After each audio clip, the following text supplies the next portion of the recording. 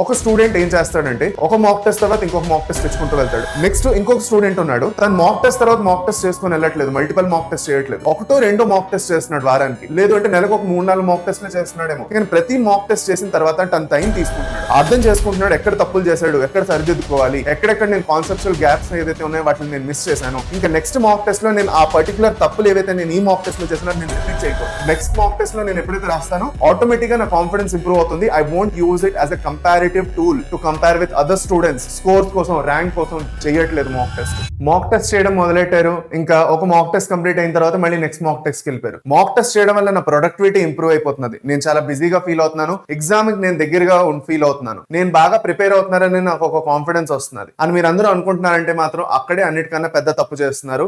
Mock test ని మీరు మీ neat score ని ఇంప్రూవ్ చేసుకోవడానికి నిజంగా యూటిలైజ్ చేసుకుందాం అనుకుంటున్నారంటే మాత్రం దాన్ని మీరు ప్రొడక్టివిటీ తోటి, లేదు అంటే దాంతో వచ్చిన స్కోర్ వల్ల మీ ఇంప్రూవ్మెంట్ తోటి కనెక్ట్ చేయడం ఫస్ట్ ఆఫ్ ఆల్ ఆపేయండి. And the first thing that you have to do is you have to learn how not to do a mock test. Champions, one of the first important things ఏంటి అంటే ఒక mock test చేసినప్పుడు మనకు అదేదో పెద్ద glorification లా అనిపించకూడదు. లేదు అంటే నేను ఒక లాడర్ ఎక్కేస్తున్నాను, అందరి నుంచి కాంపిటీషన్ లో ముందుకు వెళ్ళిపోతున్నాను, నేను మాక్ టెస్ట్ ఎన్ని ఎక్కువ నెంబర్ ఆఫ్ మాక్ టెస్ట్ నేను చేశానంటే అంత ఎక్కువ నాలో ఇంప్రూవ్మెంట్ ఉందని అనుకోవడం అనేది అన్నిటికన్నా పెద్ద తప్పు. So the first thing that you have to understand is that ఒక మాక్ టెస్ట్ అనేది మనకి ఏదో పెద్ద స్కోరు ర్యాంకు ఇంప్రూవ్ చేసుకునే ఒక మెకానిజం కాదు. లేదంటే వెంటనే నేను ఒక మాక్ టెస్ట్ చేశాను, దాంట్లో నాకు వచ్చిన స్కోర్ చూసుకున్నాను, all India level mock test రాసానంటే సచ్ యాజ్ ఎంవీసాట్, వైసాట్ రాసానంటే దాంట్లో నా ర్యాంక్ తెలిసిపోతుంది కదా, ఇంప్రూవ్ అయిపోయినాను అనుకోవడం అన్నిటికన్నా పెద్ద తప్పు. ఓకే, నెక్స్ట్ మాక్ టెస్ట్కి వెళ్ళిపోవడం, మళ్ళీ అదే మిస్టేక్స్ రిపీట్ చేయడం.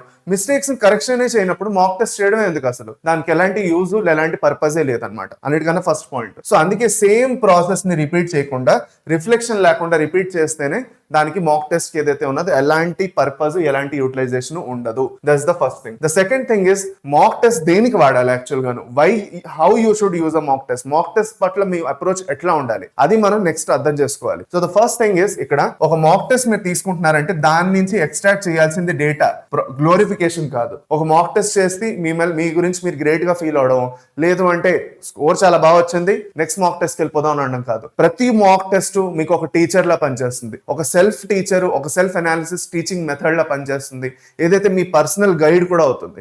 చూడండి, మీకు చాలా మంది ఇన్ఫ్లుయెన్సర్స్ వచ్చి చాలా కొత్త ట్రిక్స్, మెథడ్స్ అందరూ చెప్తారు, చాలా మంది ఎడ్యుకేటర్స్ కూడా మీకు చాలా అన్ని ఐడియాస్ ఇస్తారు. కానీ ఈవెన్చువల్ గాను ప్రిపేర్ అవుతుంది మీరు కాబట్టి మీ ఓన్ పర్సనల్ గైడ్ అనేది నీట్ 2026 కోసం మీరు ప్రిపేర్ చేసుకోవాలి. అది చేసుకోవాలంటే మాక్ టెస్ట్ మీకు చాలా సహాయం చేస్తాయి, మాక్ టెస్ట్ అనాలిసిస్ మీకు చాలా ఉపయోగపడుతుంది.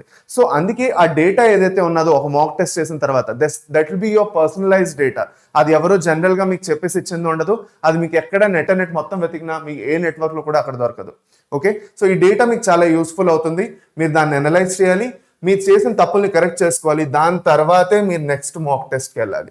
Now I'm going to share with you a very small story which will make you understand my concept. జాగ్రత్తగా వినండి. ఇద్దరు స్టూడెంట్స్ ఉన్నారు. ఒక స్టూడెంట్ ఏం చేస్తాడంటే ఒక మాక్ టెస్ట్ తర్వాత ఇంకొక మాక్ టెస్ట్ తెచ్చుకుంటూ వెళ్తాడు. ఫర్ హిమ్ మాక్ టెస్ట్ లోని స్కోర్ ఇంప్రూవ్ అవడం ఇంపార్టెంట్, దానివల్ల తనకి ప్రొడక్టివ్ గా ఫీల్ అవుతున్నది, దాంట్లో వచ్చిన ర్యాంక్ ఏదైతే ఉన్నదో దానివల్ల అతనికి గ్లోరిఫై అవుతున్నది, కాన్ఫిడెన్స్ వచ్చేస్తున్నది, దానివల్ల నెక్స్ట్ మాక్ టెస్ట్కి వెళ్ళిపోతున్నాడు. ఓకే, నెక్స్ట్ ఇంకొక స్టూడెంట్ ఉన్నాడు, తను మాక్ టెస్ట్ తర్వాత మాక్ టెస్ట్ చేసుకొని వెళ్ళట్లేదు, మల్టిపల్ మాక్ టెస్ట్ చేయట్లేదు, ఒకటో రెండో మాక్ టెస్ట్ చేస్తున్నాడు వారానికి, లేదు అంటే నెలకు ఒక 3-4 మాక్ టెస్ట్లు చేస్తున్నాడేమో. కానీ ప్రతి మాక్ టెస్ట్ చేసిన తర్వాత తన టైం తీసుకుంటున్నాడు, అర్థం చేసుకుంటున్నాడు ఎక్కడ తప్పులు చేశాడు, ఎక్కడ సరిదిద్దుకోవాలి, ఎక్కడెక్కడ నేను కాన్సెప్చువల్ గ్యాప్స్ ఏదైతే ఉన్నాయో వాటిని నేను మిస్ చేశాను, ఇంకా నెక్స్ట్ మాక్ టెస్ట్ లో నేను ఆ పర్టికులర్ తప్పులు ఏవైతే నేను ఈ మాక్ టెస్ట్ లో చేసినా నేను రిపీట్ చేయకూడదు. So that next mock test లో నేను ఎప్పుడైతే రాస్తానో ఆటోమేటిక్ గా నా కాన్ఫిడెన్స్ ఇంప్రూవ్ అవుతుంది. I won't use it as a comparative tool to compare with other students. Scores కోసం, ర్యాంక్ కోసం చేయట్లేదు mock test. So second student eventual గా నీట్ ఎగ్జామ్ లో వెళ్ళినప్పుడు hill will feel more better prepared than the first student because he understood the purpose of the mock test. The first student didn't. He felt that it was the productivity tool. తన వల్ల తను productive గా feel అవుతున్నాడు, ఇంకా exam preparation కి ఇంకా close గా వెళ్తున్నాడు అనేసి ఫస్ట్ స్టూడెంట్ జస్ట్ భ్రమ పెడుతున్నాడు అంతే. సో మీరు భ్రమ పడకూడదు, మీరు నిజంగా మాక్ టెస్ట్ ఎలా అప్రోచ్ చేయాలో ఇప్పుడు ఫైనల్ క్లియర్ అప్రోచ్ అనేది చెప్పబోతున్నాను, నెక్స్ట్ వినండి. ఓకే, అన్నిటికన్నా ఫస్ట్ మనం ఎప్పుడైతే ఒక మాక్ టెస్ట్ అటెంప్ట్ చేస్తామో 3 రకాల క్వశ్చన్స్ ఫైనల్ గా మన ముందు వస్తాయి. వన్స్ వి అటెంప్ట్ ఇట్, మనకు 3 రకాల క్వశ్చన్స్ వస్తాయి. ఒకటి, ఏవైతే క్వశ్చన్స్ మనం కరెక్ట్ గా అటెంప్ట్ చేస్తామో, ఏవైతే క్వశ్చన్స్ మనం రాంగ్ గా అటెంప్ట్ చేస్తామో, ఇంకేవైతే మనం అసలు అటెంప్ట్ చేయకుండా వదిలేస్తాం. సింపుల్. ఏ ఎగ్జామ్ అయినా ఈ 3 టైప్స్ ఆఫ్ క్వశ్చన్స్ ఉండే తీరుతాయి, కరెక్టే కదా. ఇప్పుడు దీంట్లో అన్నిటికన్నా ఫస్ట్ కరెక్ట్ క్వశ్చన్స్ గురించి మాట్లాడుకున్నట్లయితే 85% ఆఫ్ ద క్వశ్చన్స్ ఏవైతే ఉన్నాయో ఓకే మీరు కరెక్ట్ గా పెట్టే ఉంటారు. ట్రూ, ష్యూర్ గా ఉన్నారు. ఓకే మీరు ష్యూర్ గా ఉన్నారు దట్ కరెక్ట్ గా నేను పెట్టాను దీంట్లో అయితే నేను ఎలాంటి తప్పులు చేయలేదని మీరు ష్యూర్ గా ఉన్నారు. అక్కడ పట్టేద్దాం. మరి కానీ బ్లండర్ ఎక్కడ వస్తుంది మనకి? అక్కడ క్లియర్. ఓకే మరి బ్లండర్ ఎక్కడ వస్తుంది? గ్యారంటీగా మిగతా 15% క్వశ్చన్స్ ఏవైతే ఉన్నాయో ఐదర్ గెస్ వర్క్ ఉంటుంది, లేదు అంటే మనం ఫ్లూకులు పెడతాము. గెస్ లేదంటే ఫ్లూక్ ఉంటుంది. అది మనకు కరెక్ట్ అయిపోతుంది. కానీ మనం ఒక భ్రమలో ఉంటాం, ఇవన్నీ కరెక్ట్ అయిపోయిన క్వశ్చన్లు మనం ఇంకా చూసుకోక్కర్లేదు అనుకుంటాం. అక్కడే తప్పు చేస్తాము. 2 విధాలు ఉన్నాయి ఇక్కడ. ఒకటి కరెక్ట్ చేసిన క్వశ్చన్స్ ఇంకొకసారి చూసుకొని దాంట్లో కొన్ని మంచి క్వశ్చన్స్ ని ఫిల్టర్ చేసుకోవడం. దీంట్లో ఈ 85%లో ఆ మంచి క్వశ్చన్స్ ని ఫిల్టర్ చేసుకొని పక్కన పెట్టుకోవడం. ఈ క్వశ్చన్స్ అన్ని ఫిల్టర్ చేసుకొని ఎక్కడ పెట్టుకోవాలో నేను లాస్ట్ లో చెప్పబోతున్నాను. So stay till the end of the video. Next వచ్చేసి గెస్ క్వశ్చన్స్. ఇవి గ్యారంటీగా మీరు తీసి పక్కన పెట్టుకోవాలి. బికాస్ ఇవి గెస్ చేశారు, మీరు కరెక్ట్ గా అటెంప్ట్ చేసేలేదు. ఇక్కడ మీ గెస్ వల్ల కరెక్ట్ అయిపోయింది. None of the above, all of the above ఏదో పెట్టేసి వదిలేశారు, లేదంటే ఆప్షన్ బి ఇంకా సి అనుకొని ఫ్లూక్ లో పెట్టారు, కరెక్ట్ అయింది, అంతే తప్ప ఇంకేమీ లేదు. దీన్ని కూడా సైడ్ లో తీసి పెట్టుకుంటారు ఈ క్వశ్చన్ ని. అయిందా? Second category the wrong questions. Wrong questions వస్తూ మనది స్ట్రాటజీ లైట్ గా మారాలి. ఓకే మనం అర్థం చేసుకోవాలి, ఒక రాంగ్ క్వశ్చన్ నేను ఎందుకు అటెంప్ట్ చేస్తున్నాను. ఈ క్వశ్చన్స్ అన్ని తీసి మన సైడ్ లో పెట్టుకోవాలి. ఒక్కొక్క క్వశ్చన్ ని అర్థం చేసుకోవాలి. నేను ఎందుకు తప్పు చేశాను, నాదేమైనా కాన్సెప్చువల్ గ్యాప్ వచ్చిందా, ఓకే నేను ఈ కాన్సెప్ట్ ని అర్థం చేసుకోలేకపోయినా. రెండో రీజన్, నేను అర్థం చేసుకున్న కాన్సెప్ట్ నాకు గుర్తు రాలేదా, నేను ఎంత బాగా చదివినా కూడాను ఇది నాకు గుర్తు రాలేదా కరెక్ట్ టైంకి, ఎందుకు గుర్తు రాలేదు, ఎక్కడ నేను తప్పు చేశాను. మూడో ఇంపార్టెంట్ పాయింట్, ఈ క్వశ్చనే నేను కరెక్ట్ గా చదివానా. అన్నిటికన్నా వర్స్ట్ మిస్టేక్, మీరు ఒక్కసారి ఏం చేస్తారు అంటే క్వశ్చన్ ఏదైతే ఉన్నదో దాన్ని సరిగ్గా చదవరు. క్వశ్చన్ లోనే సగం ఆన్సర్ ఉంటుంది. మనం ఎప్పుడైతే యాక్చువల్ క్వశ్చన్ చదువుతాం, లెట్ us say మనకు ఒక క్వశ్చన్ ఉన్నది, ఓకే దట్ ఈస్ రీసెంట్ గా నేను బయోడైవర్సిటీ అండ్ కన్జర్వేషన్ క్లాస్ తీసుకుంటున్నప్పుడు ఏమైందంటే there was a question that మనకి which of the following is not a method of ex situ conservation అన్నాడు. ఓకే సో ఇక్కడ మనకి ఏంటంటే ఏది ఎక్సిటివ్ కన్జర్వేషన్ కాదు, కానీ అప్పుడప్పుడు మనం ఆ నాట్ చూడము. మనం ఆ నాట్ చూడకుండా మనం ఏం చూస్తాం, which of the following is un ex situ అనుకొని వెంటనే మనకు నచ్చిన ఆన్సర్ చూసుకొని పెట్టేసుకుంటాము. లేదు అంటే మనకి IUCN రెడ్ లిస్ట్ తో సంబంధించి ఒక క్వశ్చన్ ఉన్నది. ఏంటది? దట్ మనకి which organisms are actually facing the threat of extinction in immediate future అని అంటే మనం ఎక్స్టింక్షన్ అని చూడగానే ఎక్స్టింక్ట్ అని పెట్టడం చూస్తాము. కానీ అక్కడ క్వశ్చన్ ఏమడిగాడు, రిస్క్ ఆఫ్ ఎక్స్టింక్షన్ ఎవరు ఫేస్ చేస్తున్నారు ఇమీడియట్ ఫ్యూచర్ లో, అదే కేటగిరీలోకి వస్తుంది, క్రిటికల్లీ ఎండేంజర్డ్ కేటగిరీలోకి వస్తాయి ఆర్గానిజమ్స్, ఇంకా ఎక్స్టెంట్ అవ్వలేదు అవి. సో క్వశ్చన్ రీడింగ్ లోనే మనకు ఆన్సర్ ఉంది. అప్పుడప్పుడు మనం కరెక్ట్ స్టేట్మెంట్ పెట్టాలా చూడము, ఇన్కరెక్ట్ స్టేట్మెంట్లు అడుగుతున్నారా చూడము. సో తొందరగా ఆన్సర్ చేయడం వల్లనే ప్రాబ్లం వస్తుంది.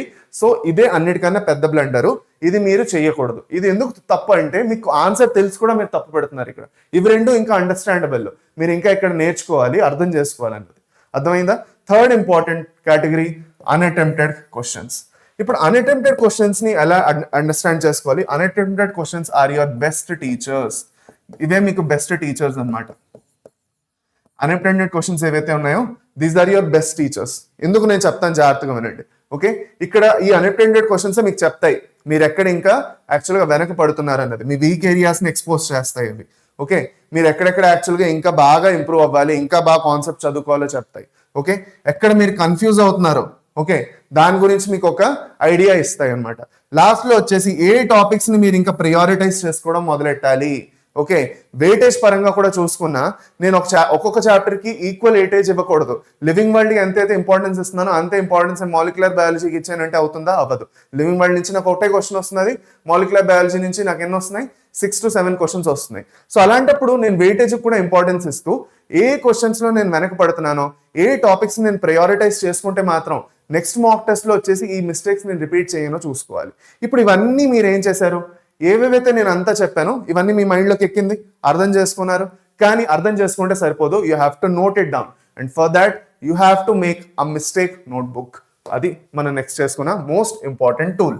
ఓకే ఇక్కడ ఇది మీరు అచీవ్ చేస్తారనుకోండి, ఈ మిస్టేక్ నోట్బుక్ మంచిగా ఫ్రేమ్ చేసుకోవడంలో అచీవ్ చేస్తారా, you have your own personal guide for NEET 2026. NEET 2026 కోసం మీది ఓన్ పర్సనల్ గైడ్ మీరు క్రియేట్ చేసుకుంటారు. ఎవరిది నోట్స్ అక్కర్లేదు, ఎవరిది ఏంటది సూపర్ ఎక్స్క్లూజివ్ నోట్స్ కొనుక్కోవాల్సిన అవసరం కూడా మీకు ఉండదు. అర్థమైందా? టెలిగ్రామ్లో వెళ్ళి నోట్స్ డౌన్లోడ్ చేసుకోవాల్సిన అవసరం ఉండదు. ఎలాగో చెప్తాను, జాగ్రత్తగా వినండి.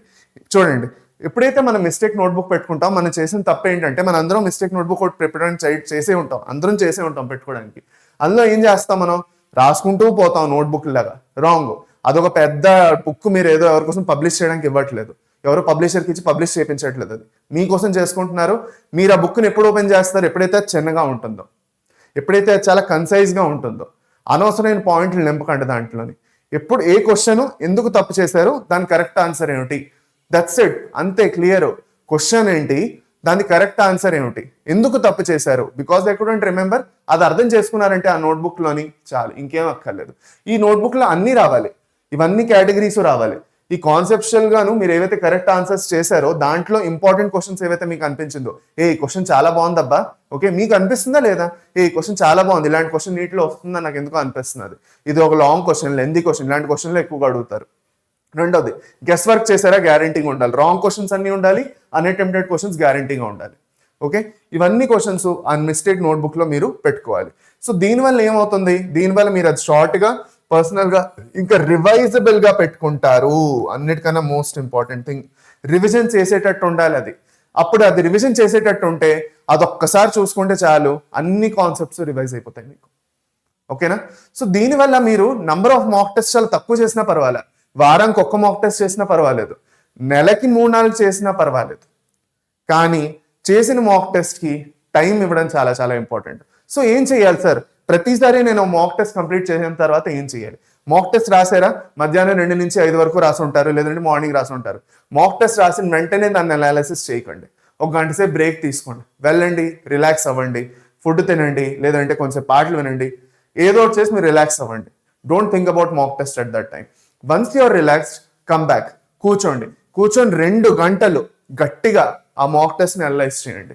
ఎక్కడెక్కడ నేను కరెక్ట్ చేసినా కూడా, నేను గెస్ వర్క్ చేశాను, కరెక్ట్ చేసిన క్వశ్చన్లో నాకు ఏమేమి నచ్చాయి, రాంగ్ క్వశ్చన్స్ నేను ఎందుకు చేశాను, దానికి రీజన్ ఏమిటి, ఓకే, రాంగ్ క్వశ్చన్ చేయడానికి రీజన్ ఏమిటి, నేను కాన్సెప్ట్ గుర్తేలేక, నేను సరిగ్గా రీకాల్ చేసుకోలేకపోయినా తెలిసింది కూడాను, లేదంటే క్వశ్చన్ తప్పు చదివి నేను రాంగ్ చేసుకున్నాను, ఓకే, లేదు అంటే నేను ఎందుకు అన్అటెంప్ట్ చేశాను, ఓకే, నాకు ఎక్కడ ప్రాబ్లమ్స్ ఉన్నాయి, నేను ఎక్కడ ఇంకా బాగా ఫోకస్ పెట్టాలి, ఓకే, ఎక్కడెక్కడ నాకు కన్ఫ్యూజన్ క్రియేట్ ఉంది, ఇంకోసారి చదివితే నాకు బాగా వచ్చేస్తుందేమో ఇది, లేదు అంటే దేన్ని నేను ఇంకా ప్రయారిటైజ్ చేసి చదవాలి, వచ్చిన టాపిక్స్ ఇంకా పక్కన కొంచెం పెట్టి రాని టాపిక్స్ మీద ఎక్కడ నేను ఇంకా ఫోకస్ చేయాలి, అది అర్థం చేసుకుంటారు. ఆ 2 గంటలు కూర్చున్నారంటే చాలు, 2 నుంచి 2.5 గంటలు కూర్చున్నారంటే మీకు అర్థమైపోతుంది. You will correct yourself, and once you are corrected yourself, you have a very good personal guide for yourself in that mistake notebook. Next time ఎప్పుడైతే మీరు మాక్ టెస్ట్ రాస్తారో, అప్పుడు మీరు మాక్ టెస్ట్ రాసినప్పుడు ఆటోమేటిక్గా కాన్ఫిడెంట్గా feel అవుతారు. You don't have to think about the score that time. అప్పుడు మీ score గురించి ఆలోచించరు, ఆల్ ఇండియా లెవెల్ ర్యాంకుల గురించి ఆలోచించరు. ఓకే, ఇవన్నీ ఆలోచించకుండా ఆ మాక్ టెస్ట్ మీరు ఒక పర్సనల్ గైడ్గా పెట్టుకుంటారు. ఓకే, ఆ మాక్ టెస్ట్ నుంచి నేను ఏం నేర్చుకోగలిగాను, అది నన్ను ఏం నేర్పించింది, ఈ మాక్ టెస్ట్ వల్ల నాకు ఏం యాక్చువల్గా ఫైనల్గా తెలిసింది నా ప్రిపరేషన్ గురించి, అది ఫైనల్గా మీరు తీసుకున్న ఫైనల్ అండర్స్టాండింగ్ ఏదైతే ఉంటుందో ఒక మాక్ టెస్ట్ నుంచి ఉంటుంది. ఇప్పుడు ఇదొక్కటే కాకుండా నేను ఇంకొక చాలా ఇంపార్టెంట్ విషయం అబ్జర్వ్ చేశాను అబ్బా. ఓకే, దట్ ఈస్ మనకి స్టూడెంట్స్ ఎవరైతే ఉన్నారో, ఓకే, ఏం చేస్తారు అంటే ఈ మాక్ టెస్ట్ ఎలాగైతే మాక్ టెస్ట్ సంబంధించి ఎలాగైతే కన్ఫ్యూజన్ ఉన్నదో, సేమ్ అలాగే వెయిటేజ్ సంబంధించి కూడా చాలా ఎక్కువ కన్ఫ్యూజన్ చూస్తారు. ఓకే, చాలా కన్ఫ్యూజ్ అవుతారు. ఒక పర్టికులర్ చాప్టర్లో ఎంత వెయిటేజ్ ఉంది, నేను దాని మీద ఎంత ఫోకస్ పెట్టాలి, సో ఒక్కొక్క చాప్టర్ది వెయిటేజ్ ఎంత అంటే ఆ వెయిటేజ్ మనకి ఎలా చేంజ్ అవుతున్నది, దాంట్లో ఉన్న ఫ్లక్చుయేషన్స్ ఎలా ఉన్నాయి, చేంజింగ్ ట్రెండ్స్ ఆఫ్ వెయిటేజ్ ఏమిటన్న దాని మీద ఒక ఐడియా ఉండదు, కన్ఫ్యూజన్ ఉంటుంది, అండ్ దట్ ఈస్ లెజిబుల్. అది రాంగ్ అనేది కాదు. సో కింద కమెంట్ సెక్షన్లో వెయిటేజ్ అని పెట్టండి. Okay, please comment weightage in the comment section, and I will make a special video for all of you. ఎలాగా వెయిటేజ్ అనాలిసిస్ ఒక్కొక్క చాప్టర్ కోసం మనం చేసుకోబోతున్నాం చెప్పేసి ఇస్తాను. చాలా ఈజీ అనాలిసిస్ చేసేస్తాను, సో దట్ ఒక్కసారి మీరు ఆ వీడియో చూస్తారంటే మాత్రం ఇంకొకసారి వెయిటేజ్ గురించి మీరు క్వశ్చనే చేసుకోరు. ఆటోమేటిక్గా ప్రతి ఒక్క చాప్టర్ది వెయిటేజ్ మీ బ్రెయిన్లోకి లోడ్ అయిపోతుంది. So I will make that video for you if you comment weightage in the comment section. So thank you Nana, thank you very much. I feel this video was really useful for you. మీకు ఒక useful tool లా మారుతుందని నేను నమ్ముతున్నాను. దీన్ని మీకోసం మీరు utilise చేసుకుంటారని నమ్ముతున్నాను. అండ్ ఒకసారి యూటిలైజ్ చేసుకున్న తర్వాత మీకు యూస్ఫుల్గా అనిపిస్తే మాత్రం తర్వాత వచ్చి గ్యారంటీగా కమెంట్ చేయడం మర్చిపోకండి that you felt this video useful for. Okay, సరేనా? Thank you very much. మళ్ళీ మనం నెక్స్ట్ ఇంపార్టెంట్ వీడియోలో కలుద్దాం. Comment weightage below and I'll see you in the next session. Thank you champions.